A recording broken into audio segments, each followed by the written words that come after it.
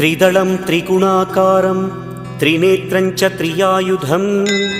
त्रिजन्म पापसंहारम् एकबिल्वं शिवार्पणम् त्रिशाखैः बिल्वपत्रैश्च अच्छिद्रैः कोमलैः शुभैः तव पूजां करिष्यामि एकबिल्वं शिवार्पणम्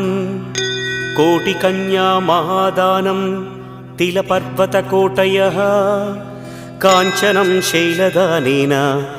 एकबिल्वं शिवार्पणम् काशीक्षेत्रनिवासं च